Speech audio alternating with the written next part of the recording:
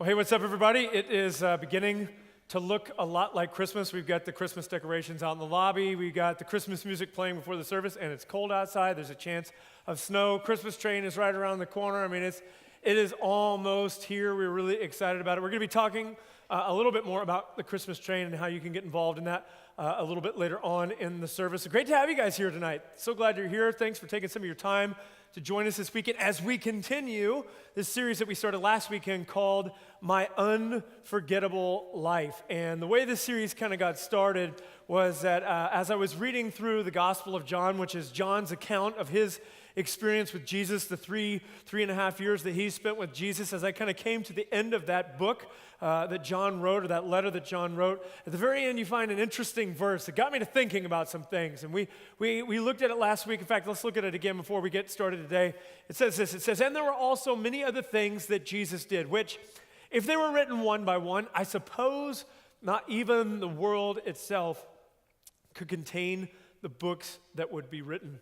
This is interesting because as we read through this, it kind of sounds like hype. It kind of sounds like, hyperbole, that John's just sort of using poetic language. But the truth is that Jesus, whether you believe he was the Son of God or not, made an impact on our world that still is reverberating to this day. I mean, this is a guy who lived 2,000 years ago. We know of about 3 years of his life, really. We don't know a whole lot other than just what happened in those 3 years. And yet, whatever he did in those 3 years changed the world, because literally today, millions and millions of people will gather this weekend all over the world to worship this guy. We're about to celebrate a huge holiday. In fact, the biggest holiday globally of the year. And it's all in celebration and in remembrance of his birth, whether we acknowledge that or not. That's the whole reason that we're celebrating Christmas, is because this guy was born. Our time, our calendar, we divide our calendar, BC, AD, that's all divided because of Jesus. We did that. That is, our calendar is divided from when this man set foot on the planet. We literally divide our calendar and measure time by the life of one person, one extraordinary person. And John, who was right there next to him, who knew him well, said that if I was to try and write down everything that I saw him do in 3 years, the world couldn't even contain the books. And so it got me to thinking, okay, what if I was to take my life and write down all of the things that had happened in my life? What if I was to ask people close to me? What if you were going to record what you knew of me? What would you be able to say? What would you be able to write down? Would it fill a book? Would it fill a chapter of a book? Would it just be a brochure? What could you fill of my life? What would there be known about me? And so we took a look at this question last week. Really, the question that we were looking at is like, what is it that when people have an interaction with you, when people meet you, when people bump into me, what is it that you're known for? What are you known for personally? What is it that people know about you? And then we asked the question as a church, what is it that people know about our church? When people hear about Church on the Move, when they see that bumper sticker on the back of your car, and they see the logo on there, and it's like, oh yeah, Church on the Move, or it comes up in conversation, what comes to mind? And the honest truth is that, and I hear it over and over and over again, is that it's a big church. That's what people know about us. They know that we're big. They don't know much else. They just know that we're big. And so the question last week was, is that enough? Are we satisfied with that? Are we cool with just being known as being a big church? Or are we after something more? What is it that we're known for? What should we be known for? And Jesus made it so clear. In fact, this is how we kind of wrapped everything up last week, and he made it so clear in John chapter 13. This is what he said. Remember this. He said, "By this, all people will know that you are my disciples." Here's the qualifier. Here's how everybody's going to know that you follow me. This is what you should be known for. If you have love for one another. The defining characteristic of a Christian, the defining characteristic of somebody who says, yeah, I follow Jesus, as somebody who attends Church on the Move, as a follower of Christ, the way we should be known is by our love. Not by our faith, not by our beliefs, not even by how we behave, but how we love each other. The people ought to look at us and go, I'm not sure if I could believe what they believe, but the way they love, there's something about that is just beyond what I'm used to. The way they love each other, it should be the defining characteristic of our community. Now, here's where we're going to go this weekend. I want to kind of ask the question, just drill into this statement a little bit. If you have love for one another, what does it mean to love? What does love really look like? Because in our culture and sort of our Western kind of mindset, love for us is a really abstract thing. I think if we were to kind of get together and maybe write down everybody just their own individual explanation or what love is or definition of what you think love is, I think we'd have a lot of different points of view on the matter, and a lot of people would kind of write about love. We'd have some similarities, but I think everybody would kind of have their own definition of sort of what they think and what they've experienced love to be. But Jesus, right here, in fact, in this same chapter, in fact, right before he said this, he did something that demonstrated what real love looks like. Just before he said this, he laid out for all of us an example of what real love looks like. And so what we're going to do is kind of look at this example, follow this story, and go, okay, what does love look like? And I think there's a couple of things, at least when I read it, that jumped out at me, that sort of said, okay, this is what love should be known for. And if you're a Christian and you're here and you say, yeah, I'm a follower of Christ, here's the deal. What we're going to talk about tonight, you have no choice. Right? This is what you have to do. Jesus said, this is what you have to do. You have to do these things. If you're going to follow me, this is mandatory. But maybe you're on the fence kind of with your faith. You're not sure where you stand on all of this. Maybe somebody brought you or whatever. I'm going to encourage you to lean into these questions as well. And here's why. Because this idea that Jesus had about love and how love really works is so different to what most of us think when we think about love and how love and serving and leadership and power and all these things are sort of wrapped up together in this story. It's so different and it's so sort of upside down to what we're used to that these 12 guys, they met with Jesus. They had a dinner with Jesus, as we're going to see. And from this moment, the world is a different place. You and I sit here tonight because of what happened right here in this room, or in this story, and what they set in motion, the trajectory of those events is leading to what's happening right here, right now, in Tulsa, Oklahoma, almost 2,000 years later. And here's the crazy thing. At the time when this was written, the Roman Empire was everything. They dominated most of the world. Today, we can look back on the ruins of the Roman Empire, but what they did still is reverberating throughout history. And here's my question to you, if you're kind of on the fence about whether or not you should try some of this stuff. Here's my question to you. If it turned the world upside down, if it changed the way the world worked, if it served to propel things like the ending of slavery and the abolishment of racism and things like that to work against those things, if it set some of those things in motion, maybe it could have an amazing effect on your marriage. I mean, if it could turn the world upside down, do you think it could do something about the way you treat your kids, the way you behave on the job? Could it have something to do with your day-to-day life? I think the answer is yes. And so here's what we're going to do. We're just going to dive into this story and kind of see what sort of application kind of comes out of it for us. And so here's where we begin. We're going to look at John. If you have a phone or a Bible or whatever you'd like to follow along, John chapter 13, we're going to begin at the very beginning in verse 1. And here's what it says. It says, before the Passover festival. So this was right just as the Passover. The Passover was an annual celebration that the Jewish people would have every year. It was to kind of celebrate and commemorate whenever God delivered his people out of the bondage of the Egyptians. And they would celebrate this every year. And there's a lot of symbolism in this as it pertains to Jesus. I don't have time to get into it tonight, but it's something that's interesting if you want to kind of read through that in your own time. But anyways, this was right before the Passover festival. And it says that Jesus knew that his hour had come to depart from this world to the Father. What's he talking about? Well, he's saying that Jesus understood what was about to happen. See, right from this moment, right here, right now, Jesus is only hours away from being betrayed by one of his closest companions, being denied by one of his best friends, abandoned by everyone else, taken prisoner, beaten mercilessly, and crucified wrongfully. He was murdered, and he knew that all of this was coming. He knew it was about to happen. So here he is at the end of his life, kind of the last night that he has before he's about to be brutally murdered, and he knew it was coming. Now, this just kind of sets the tone and sort of the stage for everything that's going to happen in this story, because I would just ask you, what would you do if you knew you were going to die tomorrow?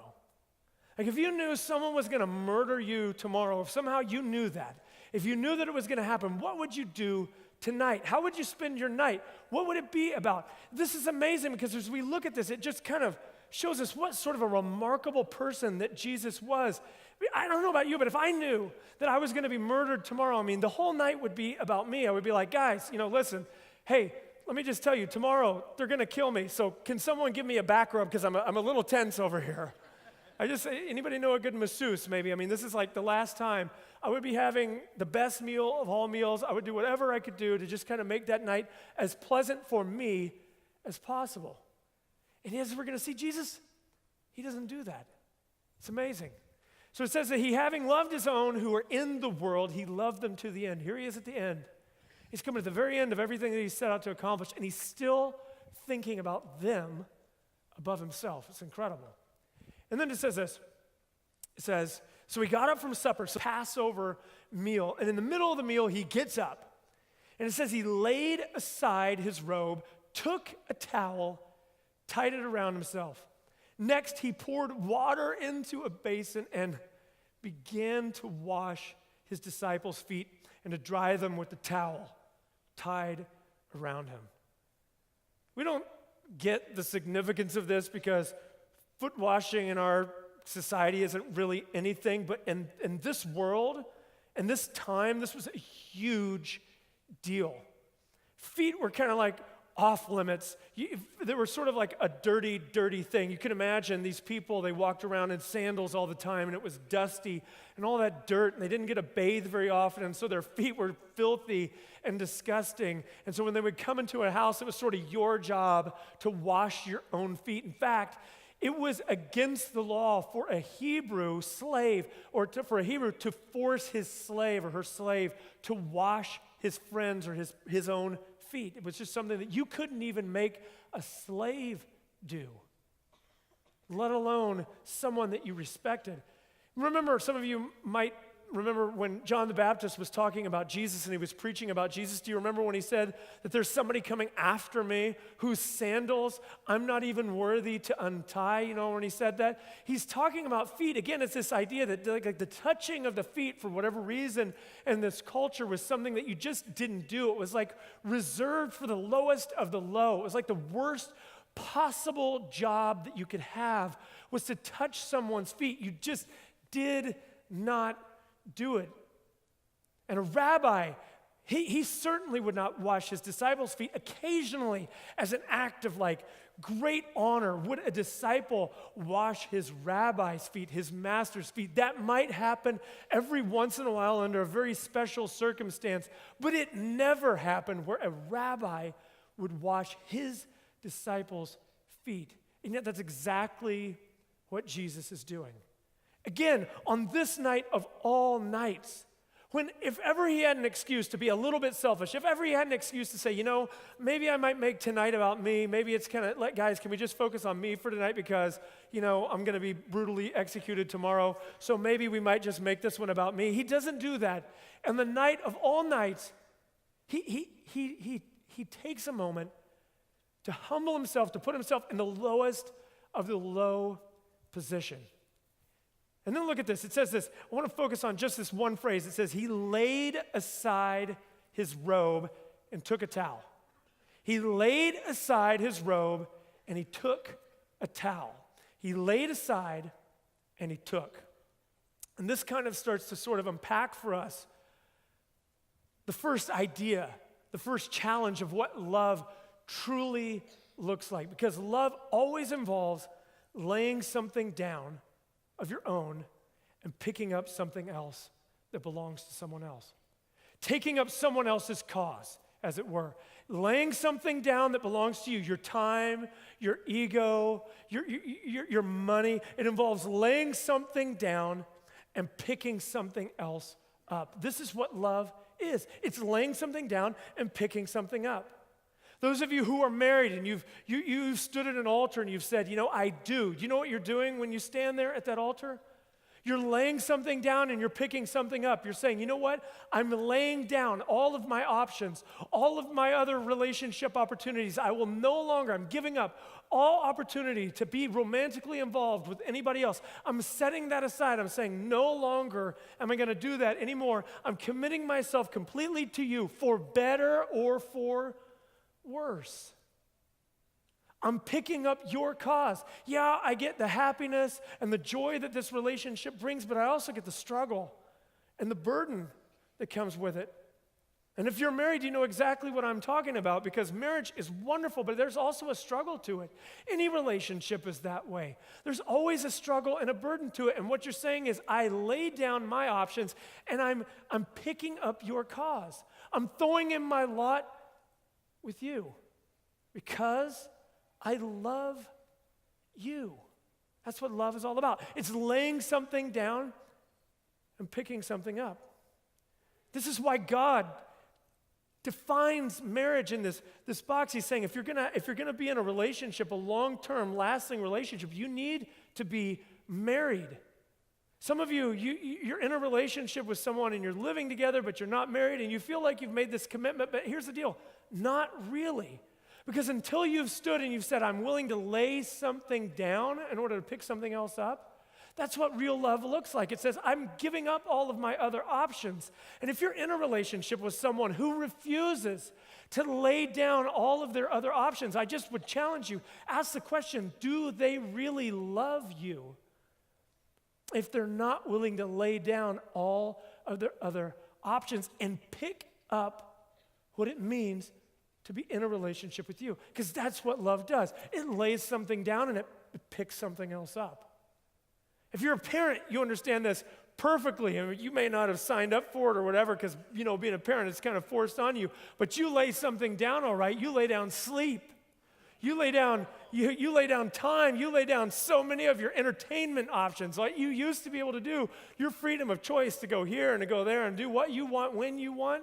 Yeah, you gave that up when you decided to bring a child into the world. You gave that up. You laid that down. And frankly, you lay down most of your money. That's the other thing that goes down with your kids. It's your money. And you pick something up. You pick up what it is to be a parent to a child. You're watching over them all the time. You wipe their nose. You wipe their butt. You clean up their vomit. I didn't sign up for this, but this is what it is to be a parent. Because you love them, you lay something down and you pick something up. Some of you have done this for a business or for a cause that you believe in deeply. You've been willing to lay something down. You've sacrificed something so you could gain something else. That's what love does. And people who know love well, who have experienced what real love is, they understand this, that love is a choice before it's a feeling. See, in our world, we think of love as a feeling so often, don't we? It's like this untouchable, kind of intangible thing. And this is why people can manipulate it so easily, because it's a feeling that we can fall into and that we can fall out of. And people use love and the idea of love as this feeling that's unknowable, untouchable, that's uncontrollable. It just is what it is. But people who really know love know that way before love is a feeling, it's a choice. It's a choice that you make day in and day out. Maybe you're in a relationship, maybe you're single, you've been dating somebody, you've been dating a guy, or maybe you're in a relationship with a new girlfriend or whatever, and it's starting to get serious, and you're asking yourself, is this relationship, like, do they love me? Do they really love me? Do you know how you know? You watch their choices. Because feelings will lie to you. Feelings are fickle. Feelings come and feelings go. But choice is definable. That's why some people don't like to pin it down to a choice. We don't want to be identified by our choices because our choices don't lie. But our feelings can be manipulated and spun to make us look as good as possible. And if you're in a relationship and you're wondering, does he love me? Does she love me? Don't look at their feelings. Don't look at their eyes. Don't even listen to their words. Look at their choices, because choices don't lie. And love is a choice way before it's a feeling. And those of you who've really experienced love, you know that this is true. And this is what Jesus modeled. He said, okay, this is what it looks like. You choose this. You choose it first. It's a choice. It's an action that we make. And then Jesus, after he's washing all the disciples' feet, he comes to Peter, and this is what he says in verse 6. It says this, he came to Simon Peter. Peter, this is the guy, who walked on the water, the guy who would, just after this, was going to deny that he even knew Jesus. Just after this is what happened. He comes to Peter, and Peter asks him, he says, Lord, are you going to wash my feet? Now, something's going on here kind of linguistically that we sort of miss because this isn't in Greek, and in Greek, the way this is written, the you and the my are kind of paired side by side, and the idea is that Peter is drawing this contrast between Jesus and him. He's saying, look, Jesus, you're way up here, and I'm way down here. You who are way up here, you're the man, like you're Jesus. I'm just Peter. You are going to wash my feet. It didn't make sense to Peter. Look at how he responds. Look at how Jesus responds. Jesus understood what Peter was thinking and feeling, and Jesus answered him. He said, what I'm doing you don't understand. Quite frankly, most of us don't understand this. Because what Jesus is doing right here reveals the second truth about love and service and power, and it takes all these ideas, our notions of what power is, of what leadership truly looks like, and it turns it on its head. It turns it upside down. Here's why. See, because we live in a world ruled by one kind of governing principle, and that is this, that the strong dominate the weak. We live in a world of survival of the fittest, don't we? I mean, we watch it on Discovery Channel every year, when the shark attacks the seal. We love to watch this. It's survival of the fittest, the killing machine against the innocent seal. The shark always wins. That's what we know. It's the law of nature. The shark eats the seal. The lion eats the zebra. The bully beats up the nerd. It is the way just things go in our world, from empires to people to animals. Everything around us tells us that the strong are meant to rule the weak. It's in nature, it's in everything. Those of you who study nature, you go out in nature a lot, you know this. Nature is ruthless. There's no mercy in nature. Nature, two animals that you look at that look so loving and all, they will kill each other just to prove who's stronger, because there can only be one. I've seen this with my dog. I have a dog. His name's Boaz. This is my dog, Boaz. I brought a picture of Boaz. That's Boaz. And Boaz is bad as any other dog that you might ever see. And Bo is about 105 pounds. He's all muscled up. This dog represents everything I am not. And like physically, he's like the opposite of me. Tough, muscular, that kind of thing. So I like having him because he boosts my self-confidence. And so I love this dog. But here's the thing about my dog, Bo. If I get Bo around another dog, you know what's going to happen? They're going to fight. You know why? Because we're going to throw down, we're going to prove and see who's the tougher dog. I'm not into dog fighting, but I just kind of like to see what he could do, sometimes. He's a big dog, right? So that's animals. That's what, they just naturally do that. It's like, let's see who's the alpha male. Let's see who's the toughest. Let's see who's the baddest. Here's the other thing about Bo is that in my house, if I just let Bo have his way, you know what he would do? He would sleep on my couch. He would sleep on my bed. He would eat my food. He tries to eat my children's food. You know why dogs do that? Because it's a pack order thing. They're constantly looking to see who's at the top of the pack. Because at the top of the pack, you know what you get? You get the best treatment. You get the best place to sleep. You get the most comfortable seat. You get the food. You get food first. You eat first if you're pack leader. Some of you have dogs. You know why your dog likes to sleep on your bed and why he likes to sleep on your couch? It's not because he loves you. It's because he thinks he's in charge of your home. That's why. So I can't let Bo do any of that stuff because he's not small. He's a big slobbery mess, and if I let him on my furniture, it's disgusting. But I also got to let him know that he's not the biggest, baddest dog in our home because I am. So I teach him. That's the order of nature. It's just constantly trying to prove who's at the top. Because whoever's at the top gets preferential treatment. Whoever's at the top, everybody else lines up to serve whoever's at the top. You get behind me because I'm first in line. I'm at the top. Peter, this was the world he lived in. Imagine this. He lived in a world where the Romans ruled over them. The Romans weren't native to Israel. They had just conquered it. Can you imagine how frustrating this would be to be living under the rule of a people who aren't from your area, who you don't get along with, who they don't share your customs, your way of life, but they're just ruling over you just because they can, just because they're stronger than you, just because their army is more powerful than yours. How would that feel? Imagine that in Peter's day, a soldier could come up to you. This is true. They could come up to you and they could say, carry my pack. And it didn't matter what you were doing. You had to stop what you were doing and you had to carry their pack for a mile. This is because the strong rule over the weak, and it's still the same way today. This is still how we think about it. We think that the strong are meant to rule the weak, that if we're in charge, everybody ought to line up and serve us, take care of us. If I'm the boss, your priority is to serve me, to do what I want to do. That's how we think about leadership. That's how many of us work. It's the way of the world. And yet there's something on the inside of us that says, you know what, wait a second. That's not true.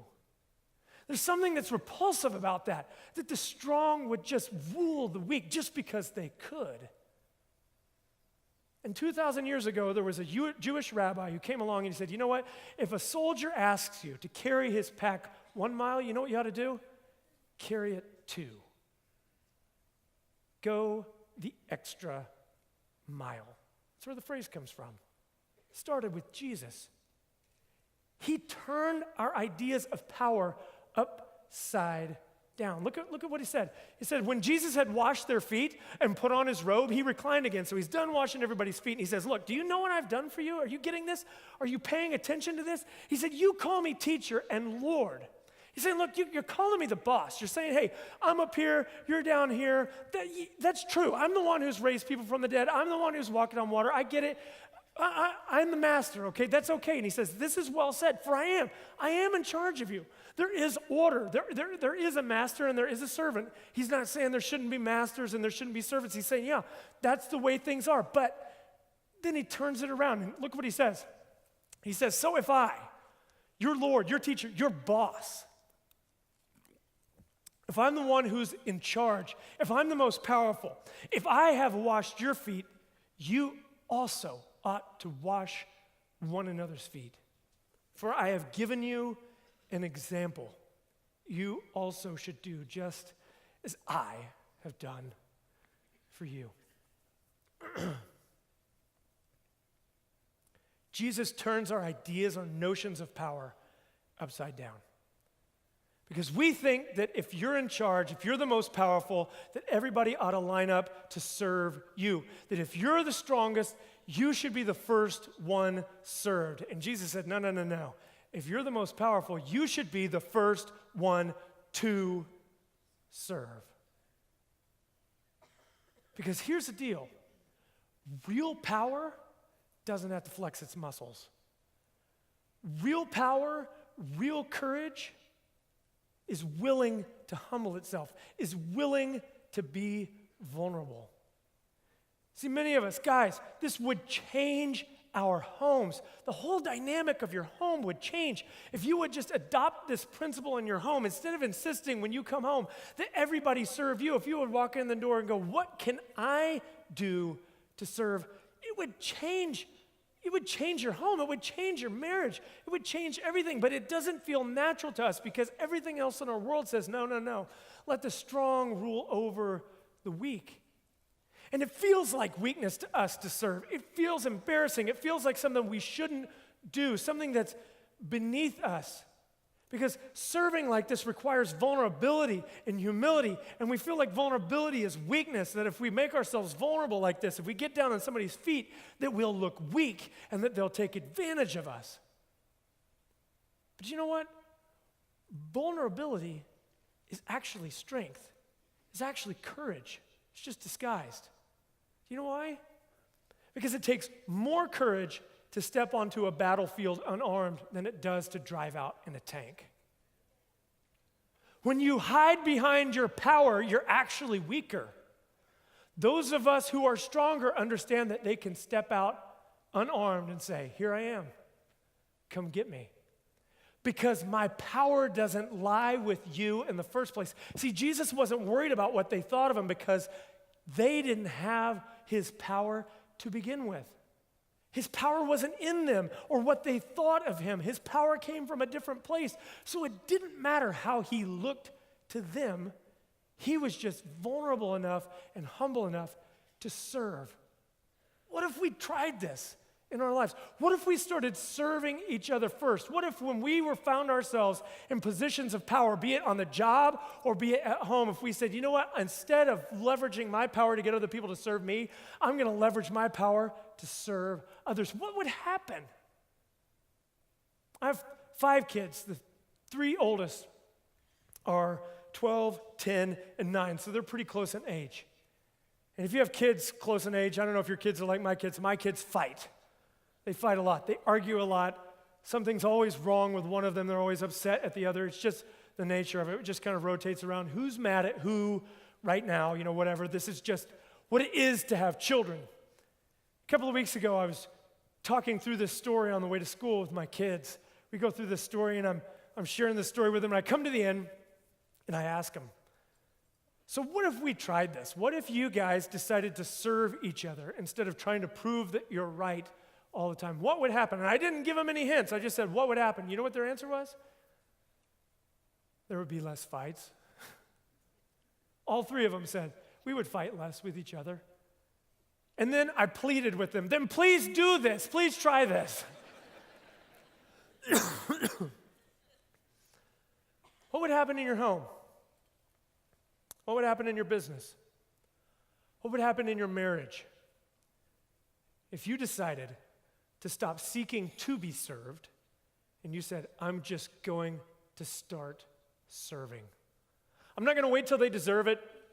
Think about this. Jesus is on the last night of his life. He's told them what's coming, and yet they sit there and let him serve them. This is crazy. They don't line up to serve him. He's serving them. He doesn't wait till they deserve it. He just does it for them because he loves them. He makes the choice first. Feelings will come. What would happen if we did this? What would happen if we unleashed 9,000 people from Church on the Move onto the city of Tulsa with this kind of attitude? What would happen? You know what I think? I think there'd be all kinds of people around here going, who are these people? Why are they so generous? What is it with them? And when they find out that we're from a church, they might say, you know what, I'm not sure that church is the thing for me, but whatever it is that they're doing, I love being around these people. What would happen if we unleashed 9,000 of you onto our city? That's what this series is about. And I hope, and my prayer is that it starts in your home, that it begins with your most central relationships, but out of there that it would overflow into our streets, into our communities, and that it would start to affect people's lives. That people would say, you know what?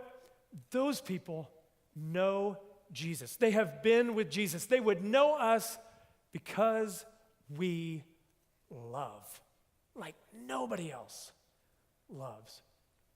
What would happen?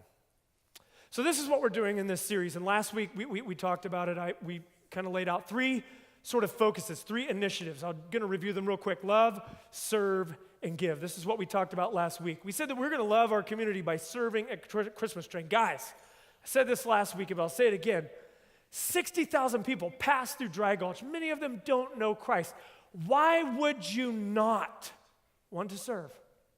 How can, after you see what Jesus was willing to do for you, how can you say, you know what, I think I'm just gonna stay home this year? How do you not serve? So here's what we're doing.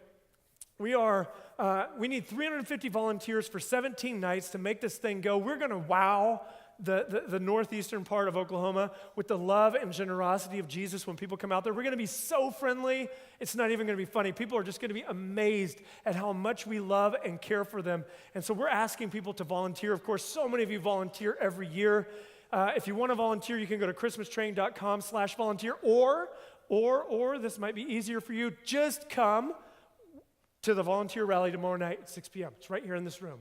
You heard us talking about it. It's going to be awesome. We're going to charge you up, get you kind of excited for what it is to serve out at Christmas Train. We're excited about it. It's going to be a great time.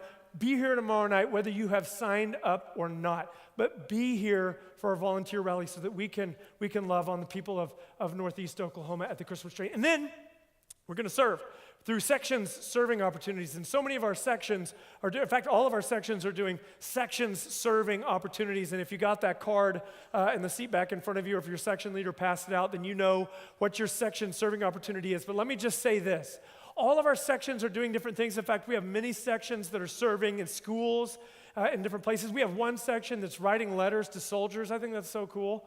But here's what's great, is that if you're in a section and you hear about something that another section's doing and it really resonates with you because it's like a cause that you care deeply about, then serve with that section as well.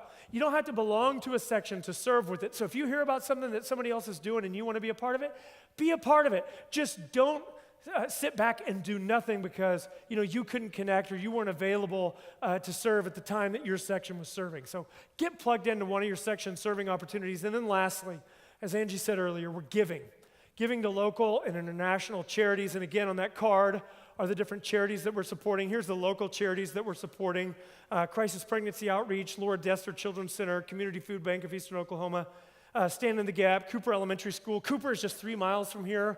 We're going to blow their socks off with just our generosity to their school. I'm really excited about this. You can make a difference in that by contributing. Here's what we're trying to do. We've got some international. I'll put those up real quick. These are international ministries that we're giving towards, that we're partnering with. Here's what we're trying to do. We're trying to raise $300,000 by November 30th. And when you give to love your neighbor, you're contributing to this. We can do this, guys. We can do this, but it's going to take all of us pitching in and doing something. So when you give to love your neighbor, this is what we're doing. We're giving and making a difference with all kinds of people all over the world. We're showing the love and generosity of Jesus. Would you pray with me? Lord, you have been so good to us, so generous to us. And tonight, Lord, my prayer is just that your people will have seen just a small picture of how much you love them, of the lengths that you were willing to go to demonstrate that love. And Lord, I pray that love would start to multiply itself in our homes, with our kids, on the job, and in our communities. Let people see your love in us. Let them say, what is it that these people have? What is this love that allows them to love so generously? Lord, I pray that for our church and for our people. Lord, I pray that you would help us to see the people of our community like you see them. Break our hearts for the people around us that are lost like your heart breaks and aches. It's in Jesus' name. Everybody said, amen. Hey, maybe you're in the room tonight. Maybe you're watching online, out in the lobby, wherever you may be. You'd say, you know what, Whit, I don't have a relationship with Jesus.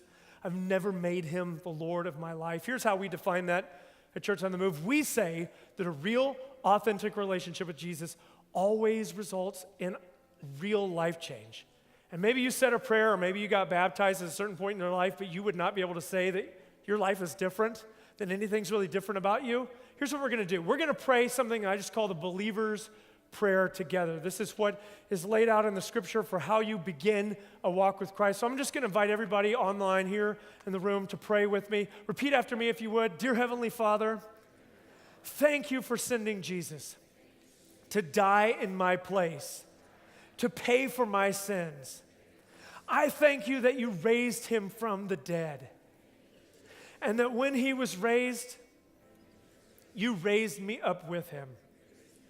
Tonight I confess Jesus as Lord. Jesus, I will follow you for the rest of my life.